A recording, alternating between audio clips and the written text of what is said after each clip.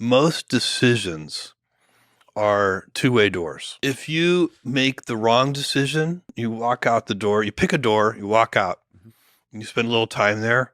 It turns out to be the wrong decision. You can come back in and pick another door. Some decisions are so consequential and so important and so hard to reverse that they really are one-way door decisions. You go in that door, you're not coming back. Out of all the people we'll talk about today, Bezos is the most methodical. He's got the most specific ideas about how a decision should be made. And like we just saw, he separates decisions into two-way door decisions, which are reversible, and one-way door decisions, which are not. And he says that one common mistake many companies, or in general groups of people, organizations make, is that they have one single decision-making process.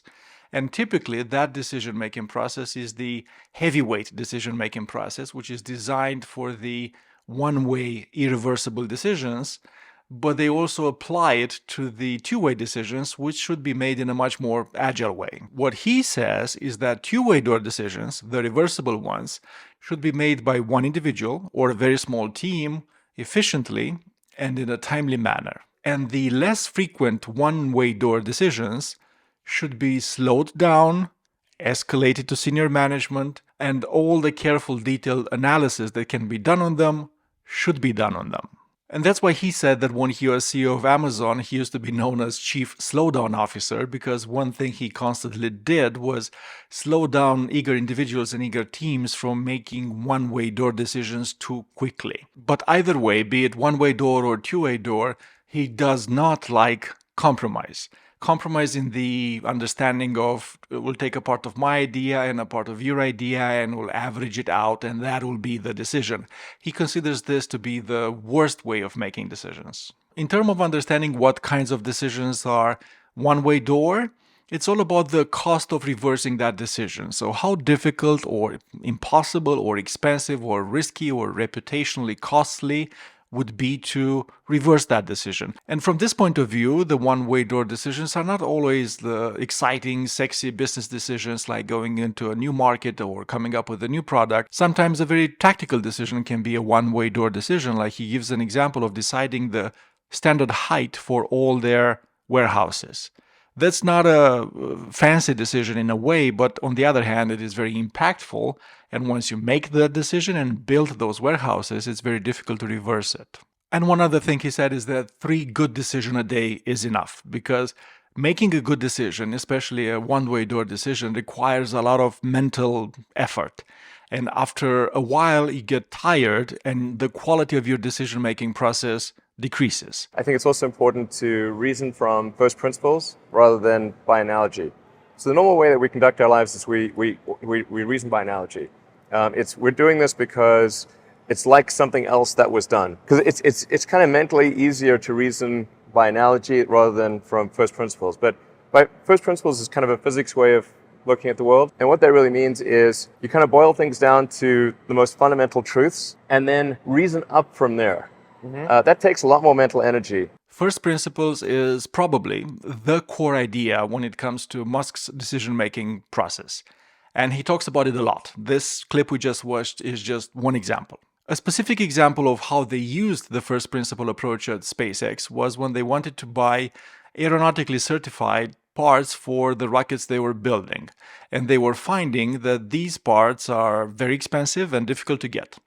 So they went back to first principles by asking themselves the question, what are the fundamental specifications that these parts need to fulfill in terms of the really core attributes like strength and heat tolerance and things like that? And once they understood those fundamental requirements, they were able to find other parts on the market which were not aeronautically certified and therefore much cheaper and much more available, but they satisfied those fundamental requirements. And also, and more frequently actually, they were able to build their own parts internally with the understanding of what is the requirements they need to meet, and then test them themselves to certify that they are suited for the intended use case.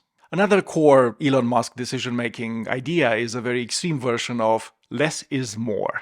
He is really keen on getting hardcore and ruthless when it comes to his decision-making, for better or worse. So when he has a choice to make between two options, all other things being equal, he will tend to choose the simpler, faster, more agile of those two options. You can't connect the dots looking forward. You can only connect them looking backwards.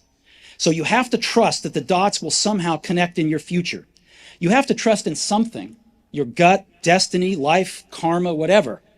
Because believing that the dots will connect down the road will give you the confidence to follow your heart, even when it leads you off the well-worn path. And that will make all the difference. Out of all the people we'll talk about today, Steve Jobs is, in my opinion, the most artistically inclined of them. The most likely to follow intangibles such as aesthetics and taste. The only problem with Microsoft is they just have no taste. They have absolutely no taste. I don't mean that in a small way, I mean that in a big way. They don't think of original ideas, and they don't bring much culture into their product. So that's what guided him, but how did he go about making decisions? His decision-making process was all about following the big vision, the big idea, the big design, and every little detail had to, in a perfect way, so he was a perfectionist, a stubborn perfectionist, every little detail had to fall into its exact place as part of the bigger picture. He literally cried when the CD tray in the original iMac ended up having to be a tray and not a slot as he wanted, because there was just not a way to make it a slot at that time. Another person might say, whatever, it's just a tray, let it be a tray, let's stop thinking about it, let's just make a decision. But not him. He obsessed about these things to a very high degree. In retrospect, we can see that some of the things he obsessed about ended up being more important than others. But like he himself said, you cannot connect the dots looking forward. So at any given point in time, when he was stubbornly defending any of these details, he wasn't 100% sure, I think, just my opinion, if that detail is going to be absolutely the essential one or maybe not. But you cannot know that, so he had to do it for everything, just to be sure. He is known to have stated that when you innovate, you make mistakes, and when you see that you've made a mistake, you should quickly change course and do something else. And I think he actually did that a lot of the times, and I don't think he was afraid to give something up if that something wasn't working. Like when he got back to Apple in 1997, he famously simplified the product lineup of the company, killing most of the products which were not working. And like pretty much everyone else on this list, he doesn't like compromise. He views compromise as the worst way to make a decision. And if you think about it from a purely logical standpoint, it makes sense, because what is compromise? Compromise is a social dynamic. We don't make compromises for the sake of the purity of the idea. We make compromises for the sake of getting people on board, or making everyone happy or sufficiently happy that they will support the decision. So the reason for compromise is social, not logical. Or viewed in an even less favorable way, compromise is politics. The reason to compromise is political, to get the support you need to have your proposal approved. And when we look at these kinds of people, like the ones we talked about, which are very stubborn, visionary, idea-driven people who started their own companies, it's easy to understand how they really don't like that. But you might reasonably ask yourself, hey, Bezos, Musk, Jobs, they were rockstar CEOs, founders of their own companies. They could afford to be uncompromising. I can't afford to be uncompromising. At my job, I'm not Steve Jobs. I have to compromise. I cannot be like that. And I think that's true for most of us.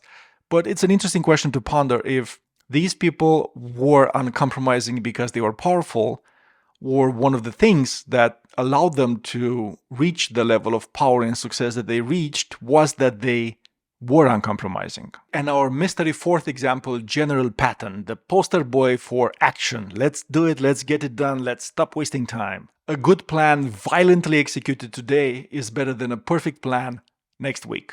A big believer in timing and speed as being crucial elements of decision making. For General Patton, speed is a virtue in itself. He also has this very clear separation between deliberation and execution. Like, yeah, we can talk about it for a while and you can have concerns, but once we decide, it's all in. I don't think Patton would have liked over theoretical points, over analyzing things, like we say in Romania, splitting the hair into four, getting into the very fine details of things. He would have gotten bored with that. He had a very strong pragmatic streak about him, and he wanted to talk about pragmatic actions that can be taken with pragmatic people that know how to take action. All in all, clearly the most action-oriented from all the examples we had today. And look, I'm not here to tell you that these people were perfect, that they never made mistakes, that you should admire them, or that you should even like them. And just to get it out of the way, obviously their success was not solely a factor of their decision making. There's many other factors which made them successful. Some of them in their control and some of them out of their control. They were also hardworking, determined, smart, persistent, and also they were occasionally helped by circumstance and luck. But the way they made decision was a part of it, and one thing we can observe for all of them is a consistency in their decision-making style. A Steve Jobs decision from 1984 looks like a Steve Jobs decision from 2004, and it's the same for all the examples we took today. A decision-making style, a decision-making approach, framework, call it as you will, matters most when we don't have all the information. When the data is clear, a computer can make the decision. Hell, an Excel file can make the decision. The decision may be difficult to accept, painful, devastating even, but if it's obvious, it's obvious. There's not a lot to debate about it. We just have to endure it. The difficult part comes when it's not clear, when it's kind of 50-50, when it's unclear if we should even make a decision, do something, or rather wait, as in decide not to yet decide.